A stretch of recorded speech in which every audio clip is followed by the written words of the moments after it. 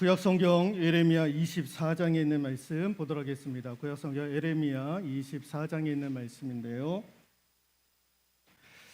제가 가지고 있는 성경 페이지로는 1088페이지나 1089페이지에 있습니다. 1088페이지나 1089페이지에 있는 예레미야 24장 1절에서 7절에 있는 말씀. 바벨론의 느부갓네살 왕이 유다 왕 여호야김의 아들 여고냐와 유다 구관들과 목공들과 철공들을 예루살렘에서 바벨론으로 옮긴 후에 여호와께서 여호와의 성전 앞에 놓인 무화과 두 광주리를 내게 보이셨는데, 한 광주리는 처음 익은 듯한 극히 좋은 무화과가 있고, 한 광주리에는 나빠서 먹을 수 없는 극히 나쁜 무화과가 있더라.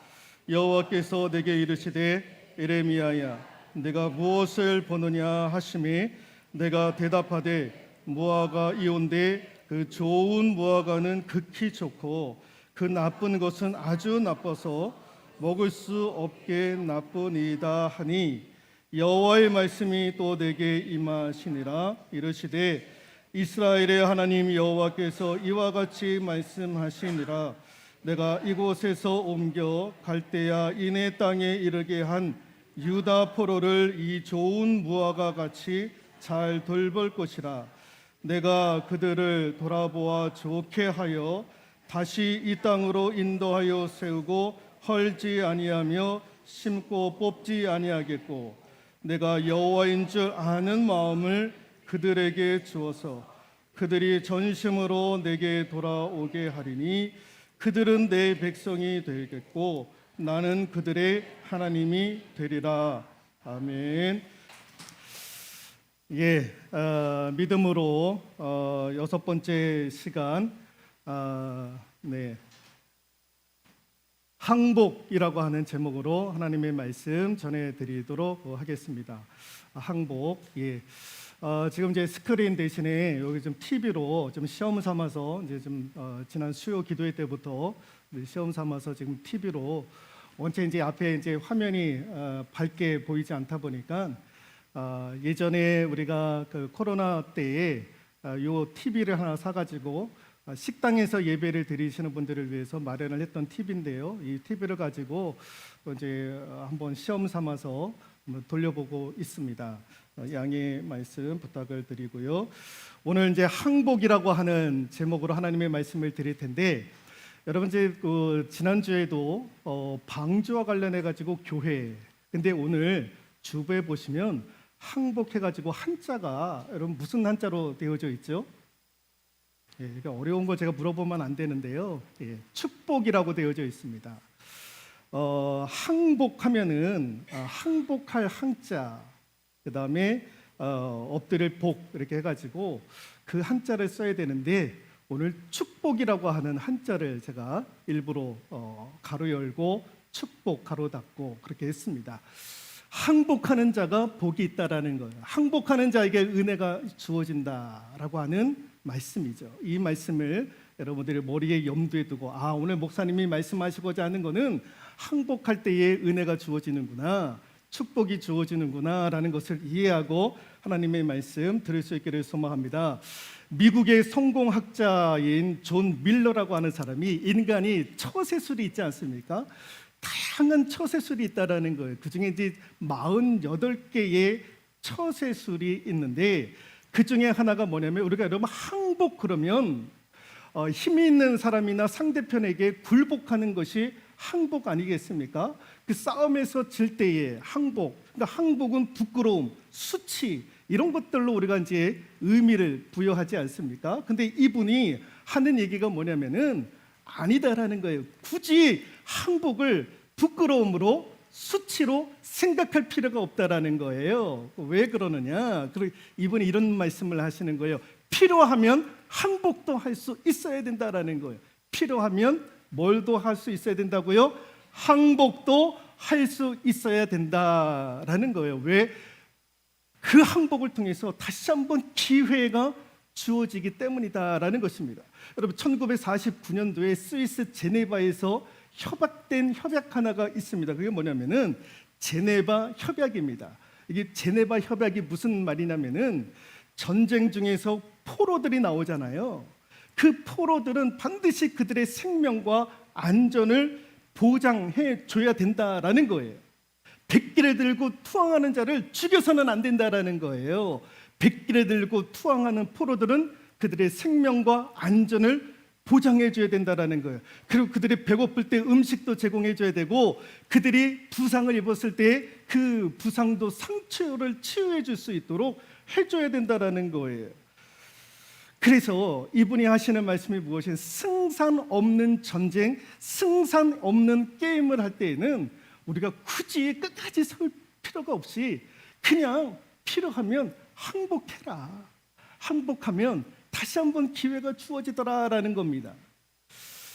2014년도에 하나님의 부르심을 받았던 고 방지일 목사님, 한경재 목사님과 방지일 목사님은 우리나라의 영적인 두 기둥과도 같은 지도자이셨는데 2014년도에 103세의 나이로 하나님의 부르심을 받으셨습니다. 중국에서 선교 활동을 20년 하시고 서울에 있는 영등포 교회에서 20년 목회를 하시고 그 교회의 원로 목사가 되셨고 또 저희 교단의 총회장까지 지내셨던 분인, 그분이 100세의 나이 때에 기독 공보, 저희 교단에서 발행을 하는 신문이 있습니다.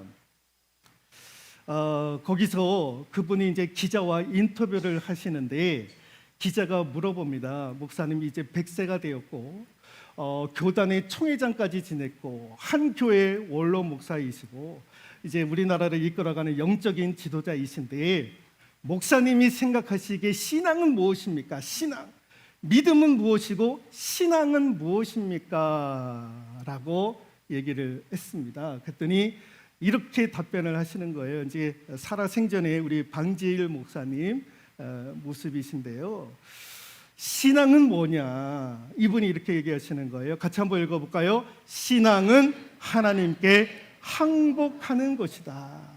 신앙은 하나님께 항복하는 것이다. 내가 들고 있던 총과 칼을 다 내려놓고 하나님께 항복하는 것, 이게 신앙이고 이게 믿음이다라는 거예요. 기자가 물어봅니다. 그러면 내가 가지고 있는 총, 내가 가지고 있는 칼, 그 의미가 무엇입니까? 그걸 내려놓고 하나님께 항복을 해야 된다고 하는데 내가 가지고 있는 그 칼과 총은 무엇입니까? 여쭤봤더니 이 방지 목사님이 하시는 말씀이 무엇이냐면은 내가 지니고 있는 그 총과 칼은 내가 안전하게 생각하는 그 어떤 것들, 내가 안전하게 생각하고 했던 그 어떤 것들, 이런 것들을 놓고 하나님께 항복할 수 있는 사람들, 이런 사람들이 진짜 믿음의 사람이고 진짜 신앙의 사람이다. 우리가 안전하게 여기는 것이 무엇입니까? 돈 있으면 다 안전하다고 생각하는 거예요. 건강이 주어져야 다 안전하다고 생각을 하는 거예요. 예. 물질, 건강, 지혜, 학력, 예. 나를 안전하게 하는 것들, 그런 것들로부터 내가 내려놓을 때에, 그리고 하나님 앞에 비로소 항복할 때 그 사람은 진짜 신앙인이고 그 사람은 진짜 믿음의 사람이다라는 거예요. 여러분, 우리가 하나님 앞에 항복할 때에 두 가지 의미가 있습니다. 하나는 항복하느냐 않느냐는 우리에게 달려져 있다라는 거예요. 여러분, 하나님은 우리가 항복하기를 원하시는데 하나님은 우리에게 강압적으로 니들 나한테 항복해야 돼, 이렇게 하나님은 우리에게 강압적으로 말씀하시는 분이 아닌 거예요. 우리 편에서 스스로 항복하시기를 하나님은 지금도 기다리고 계시는 거예요. 그러니까 하나님은 절대적으로 우리에게 강압을 행사를 하시면서 하나님의 권세와 하나님의 능력을 가지고 니들은 나한테 항복해야 돼 라고 말씀하시는 것이 아니라 우리가 스스로 선택하고 결정하게끔, 항복하느냐 않느냐는 누구에게 달려져 있느냐? 우리에게 달려져 있더라라는 거예요. 두 번째, 우리가 가능한 빨리 항복하기를 그럼에도 불구하고 기다리시는 분이 우리 하나님이시다라는 거예요. 가능하면 우리 쪽에서 빨리 결단을 내려서 하나님 앞에서 항복하기를 우리 하나님은 기다리고 계시더라. 오늘 우리가 읽었던 본문의 말씀 좀 어려운 말씀인데요. 좀 쉽게 말씀을 드리도록 하겠습니다. 당시의 이스라엘 백성, 그 당시에 세계의 패권을 지니고 있었던 나라가 아수르 제국이었던 거예요. 그런데 이 아수르 제국이 몰락을 하고 바벨론이라고 하는 나라가 이제 세계의 패권을 장악을 하려고 하는 그 무렵이었던 거예요. 그때에 이스라엘 백성들 유다 땅에서 무슨 의견이 있었냐면 두 가지 의견이 있었던 거예요. 하나는 무엇이냐면은 애국과 동맹을 맺어가지고 바벨론과 우리가 맞서야 되지 않겠느냐. 애국과 동맹을 해가지고 바벨론과 맞서야 되지 않겠느냐. 저 지금 이제 세계 패권을 장악하고 있는 바벨론이 지금 이스라엘까지도 함락을 하려고 하는 거예요. 그랬더니 이스라엘 백성들 내에서 무슨 의견이 도드라게 드러났느냐? 우리 이웃인 애굽과 동맹해가지고 바벨론과 싸워야 된다. 아니다. 한편에서는 저 바벨론에 항복하는 것이 낫지 않겠느냐. 그래서 그때 어느 의견이 앞서기 시작했느냐? 첫 번째 의견이 앞서게 된 거예요. 애국과 동맹을 맺어가지고 바벨론과 싸워야 되지 않겠느냐. 이 의견이 대세로 굳혀지고 있었던 것. 그때에 하나님께서 예레미야 선지자를 보내셔가지고 하시는 말씀이 무엇이냐면은 너희들이 안식일과 안식년을 지키지 않음으로 말미암아 하나님께서 너희 이스라엘 백성들 유다를 심판하실 것인데 바벨론 제국으로부터 심판을 하게 될 것이다. 그러므로 너희들은 바벨론에 항복을 해라. 바벨론의 노예로 갈 것이고 포로로 끌려갈 것이니 너희들은 바벨론에 항복하라라고 하나님이 예레미야 선지자를 통해서 말씀을 하시는 거예요. 그런데 이스라엘 백성들이 듣지를 않는 거예요. 저거 거짓말한다라는 거예요. 예레미야 선지자가 거짓말한다라는 거예요. 들을 필요가 없다라는 거예요. 그런데 예레미야 선지자가 그로부터 40년을 똑같이 그 말씀을 부르짖는 거예요. 하나님이 이스라엘 백성들을 심판하실 것이고 바벨론을 통해서 심판하실 것인데 너희들은 바벨론의 포로로 붙잡혀 갈 것이고 그러므로 바벨론에 항복해야 된다 라고 하는 끊임없이 전파를 하고 있었던 거예요. 그런데 이스라엘 백성들이 듣지를 않는 거예요. 고집을 꺾지 아니했던 거예요. 그리고 나서 오늘 본문에 하나님께서 예레미야에게 두 광주리 놓여 있는 무화과 나무의 환상을 보여주게 되는 거예요. 두 광주리가 있었는데 한쪽 광주리에는 좋은 무화과 나무가 담겨져 있고 다른 한쪽 광주리에는 나쁜 무화과 나무가 놓여져 있었던 거예요. 그래서 한쪽에 좋은 무화과 나무가 의미하는 것은 무엇이냐면은 바벨론으로 앞으로 끌려갈 포로들, 바벨론에 항복하여서 끌려갈 이스라엘 백성들, 이런 사람들을 향해서 좋은 무화과 나무와 같은 걸로 표현을 하고 있고요. 또 다른 한편에 있는 광주리에 놓여져 있는 나쁜 광주리가 의미하는 것은 무엇이냐면은 여전히 애굽과 동맹을 해야 되고 그래서 바벨론과 맞서서 싸워야 되는 것 아니겠느냐. 우리가 어딜 가느냐. 우리 조국 남아있고 영 이게 어려우면 애굽으로 도망을 쳐고 또 애굽과 동맹을 해가지고 바벨론과 싸워야 되지 않겠느냐. 좀 더 쉽게 말씀을 드리면 세계 패권이 지금 중국이 세계를 패권을 장악을 하고 있는데 우리나라마저도 이제 먹으려고 하는 거예요. 그때 대한민국에 있는 많은 분들이 무슨 얘기를 하냐면은 야 우리가 어떻게 다른 나라로 도망칠 수 있겠느냐. 중국과 맞서야 되지 않겠느냐? 그런데 그것도 어려우면 미국과 동맹을 잘 맺어가지고 미국의 도움을 받아가지고 중국과 싸워야 되는 것 아니겠느냐? 라는 거예요. 근데 하나님의 뜻은 그게 아니었던 거죠. 중국에게 항복하고 중국으로부터 하나님은 대한민국을 심판하려고 하니까 그러니까 너희들은 중국으로 포로로 끌려가고 그들에게 항복하는 것이 맞다. 그런데 이스라엘 백성들은 그렇지 않게 생각을 했던 거예요. 그런데 결국에는 여러분 나중에 바벨론이 이스라엘을 함락을 하게 됩니다. 그리고 나서 70년 동안의 이스라엘 백성들이 바벨론의 포로로 붙잡히게 됩니다. 나중에 조국 이스라엘을 회복시켰던 사람들이 누구였느냐?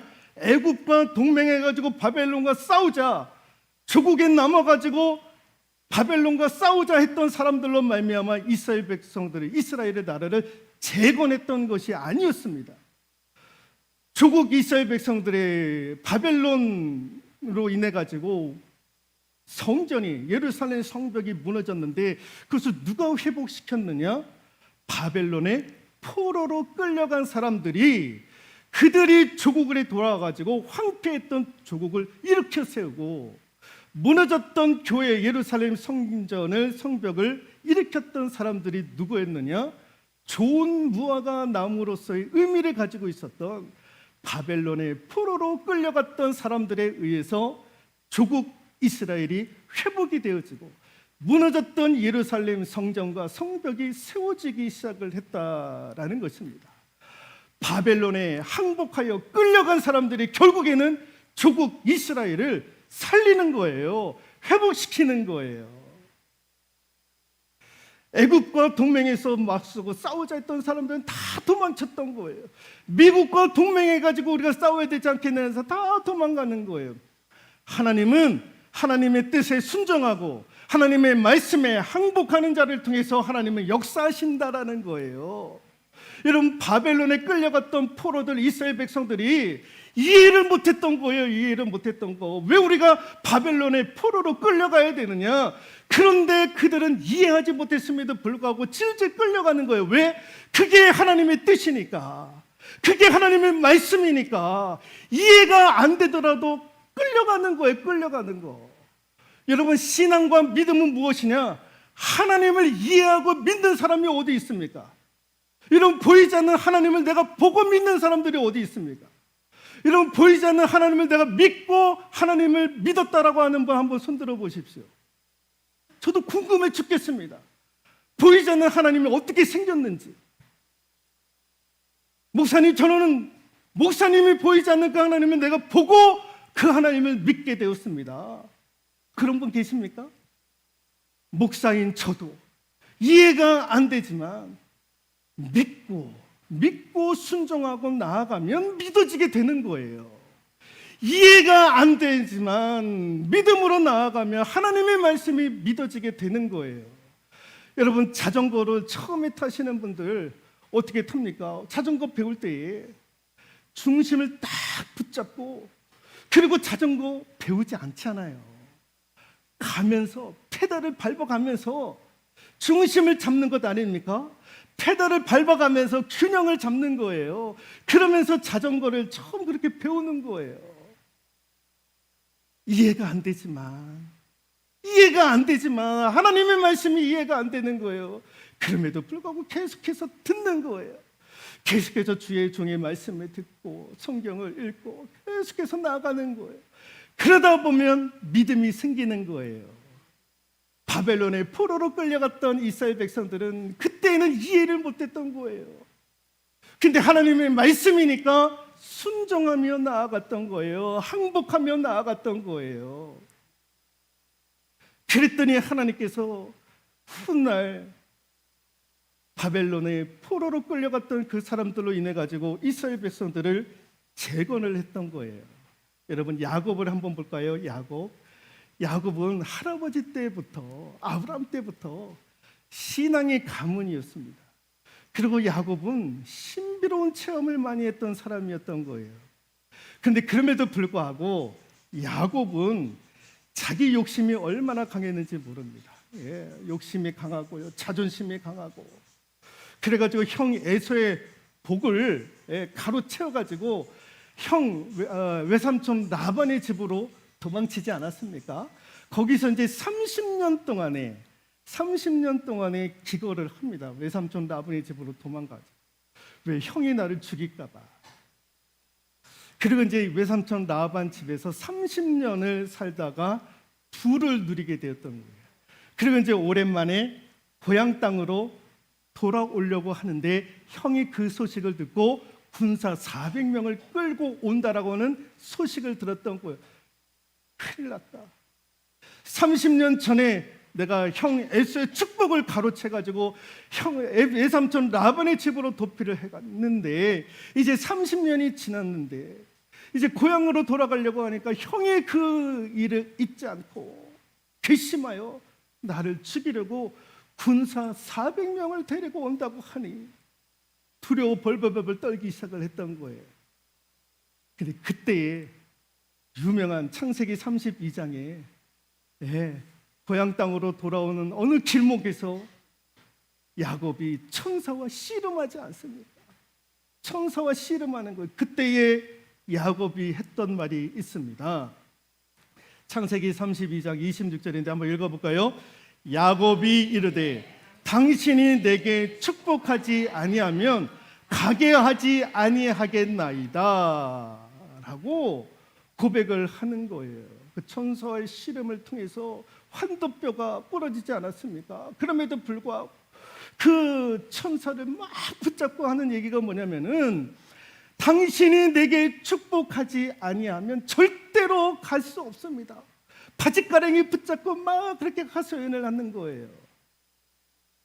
야곱은 그때 깨달은 거예요. 천사와 씨름을 통해서 환도뼈가 깨지면서 깨달아 알았던 것이 무엇이냐면은 내 꾀와 내 생각으로 지금까지 아둥바둥 했는데 하나님의 도우심과 은혜가 아니면 안 되는구나.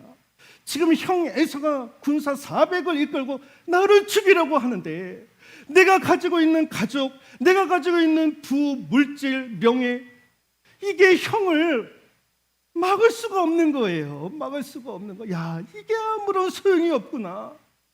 돈을 가지고 있다 한들 돈이 나를 안전하게 지켜주고 있지는 못하는구나. 내 수하에 자녀들이 이렇게 많은데 내 자녀들이 나를 지켜주지 못하는구나. 그때 천사와 씨름하면서 야곱이 깨달았던 거예요. 내 힘으로 안 되는구나. 하나님께서 은혜 주셔야지. 하나님께서 복을 주셔야지. 이런 고백을 하게 되었던 거예요. 그랬더니 나중에 하나님께서 어떻게 하십니까? 형 에서 400명의 군사를 끌고 왔던 에서가 야곱을 만나면서 너 이놈 잘 만났다, 죽일 거야 라고 그랬습니까? 아니잖아요. 껴안고 울고 불고 화해가 이루어졌던 거예요. 한 번의 화해가 이루어졌던 거예요. 형은 야곱에게도 얼마나 고생 많이 했느냐, 괜찮느냐, 자녀들은 어떻게 되었느냐, 그러면서 화해가 이루어지기 시작을 했던 거예요. 야곱이 하나님 앞에 항복하니까 이제 내 뜻대로 내 힘으로 하지 않겠습니다. 하나님, 내가 손들고 하나님의 은혜가 아니면, 하나님의 축복이 나한테 임하지 아니하면 내가 이 어려움을 어떻게 극복할 수 있겠습니까? 라고 고백하며 나아갔더니 하나님께서 그에게 은혜 주셔서 형과 화해를 할 수 있었던 거예요. 여러분, 30년 동안 외삼촌 라반의 집에서 야곱은 그 커다란 짐, 무거운 짐을 가지고 지냈던 거예요. 30년 동안 형 에서의 축복을 가로챘던 그 일 때문에 발 쭉 뻗지 못하고 차지를 못했던 거예요. 근데 하루아침에 하나님께서 화해를 허락해 주셨던 거예요. 손들고 하나님 앞에 항복하고 나아가니까 하나님께서 그런 은혜의 문을 열어주시게 되었다라는 것입니다. 여러분, 우리가 하나님 앞에 손들고 나아가면 하나님께서 우리를 책임져 주시는 거예요. 하나님께서 우리를 붙잡아 주시는 거예요. 내가 손들고 나가지 아니하니까 그게 문제가 되는 거예요. 여전히 문제가 나한테 오고 있고 내가 해결하기 어려운 문제들이 파도처럼 밀려올 때에 우리가 어떻게 해야 됩니까? 손들고 하나님 앞에 항복하며 나아가는 거예요. 그러면 하나님께서 우리가 전혀 예기치 못했던 방법으로 역사에 가시는 거죠. 여러분, 찬송가 280장, 우리가 잘 알고 있는 찬송이죠. 천부여 의지 없어서, 천부여 의지 없어서. 어떻게 한다고요? 천부여 의지 없어서 손 들고 갑니다. 주 나를 외면하시면 나 어디 가리까. 천부여 의지 없어서 손들고 내가 나옵니다. 이게 여러분 우리가 습관이 되어야 되는 거예요. 천부여 의지 없어서 내가 주님 앞에 손들고 나아갑니다. 이렇지 않으면 내가 어딜 가겠습니까? 내 문제를 어디에서 해결해 줄 수 있겠습니까? 해결을 어디에서 내가 받아야 됩니까? 손들고 하나님 앞에 나아가는 자를 하나님께서 복되게 하시는 거예요. 여러분 3절에 나 예수 의지함으로 큰 권능 받아서 큰 권능 받는 거예요. 언제? 하나님 앞에 손들고 나아갈 때에 하나님께로부터 큰 권능을 받는 역사가 이루어지는 줄로 믿습니다. 이 얘기 하나 하고 마무리하도록 하겠습니다. 어느 마을에서 공처가 대회가 열렸대요. 공처가 대회. 공처가는 뭘 의미합니까? 아내를 끔찍하게 사랑하는 남편들 대회가 열렸던 거예요. 얼마나 끔찍히 아내를 사랑하는지 이거 한번 테스트해 보려고 공처가 대회를 어느 마을에서 열렸던 거예요. 그래서 이제 심사위원들이 하나 이제 문제를 내는 거예요. 이제 노란 깃발, 빨간 깃발이 있는데 자기가 공처가라고 생각하는 사람들은 노란 깃발에 서 있어라. 줄을 서라. 공처가. 예. 자기가 공처가인 사람. 그랬더니 거기에 모여있던 수많은 남자들 자기가 다 공처가라는 거예요. 다 부인을 사랑한다라는 거예요. 그래서 노란 깃발에 다 서 있는 거예요. 그런데 빨간 깃발에 유독 한 사람, 한 남자만 서 있었던 거예요. 아니 다른 사람들은 다 공처가라고 아내 사랑한다고 해가지고 노란 깃발에 가 있는데 왜 당신은 이렇게 빨간 깃발에 이렇게 혼자 서 있느냐 심사위원이 물어봤던 거예요. 그래서 여기서 1등하면 제주도 여행 3박 4일 비행기 타고 3박 4일 좋은 호텔에서 묵을 수 있는 그 상품권이 주어졌는데 그래서 서로가 아내를 사랑한다고 해서 노란 깃발에 서 있는데 이 사람은 빨간 깃발에 서 있는 거예요. 왜 그러냐 물어봤더니 이분이 이렇게 얘기를 하더라는 거예요. 심사위원님, 우리 마누라가 내 사랑하는 아내가 사람 많은 데는 가지 말라고 그랬어요. 사람 많은 데는 가지 말라고 그랬어요. 심사위원이 그 얘기를 듣고 그에게 1등을 주는 거예요. 야, 당신이 정말 공처가다. 당신이 정말 공처가다, 공처가. 여러분, 이 사람이 진짜 공처가 아닙니까? 그랬더니 뭘 상품을 받아요? 제주도 왕복 2박 3일 항공권과 호텔을 상금으로 받았던 거예요. 여러분 같이 한번 읽어볼까요? 항복하는 것은 사랑하는 것이다. 두려워하거나 이득을 보려고 항복하는 게 아니다. 우리가 하나님 앞에 항복하는 것은 부끄러움과 수치 때문에 내가 졌기 때문에 천만의 말씀. 우리가 하나님 앞에 항복하는 것은 사랑하니까. 그 남자가 아내를 사랑했던 것처럼 하나님 사랑하니까 항복하는 거예요. 뭐 두려워서 이득을 보려고 그래서 하나님 앞에 항복하는 것이 아닌 거예요. 요한복음 14장 31절 마치고 이야기하고 읽고 마치도록 하겠습니다.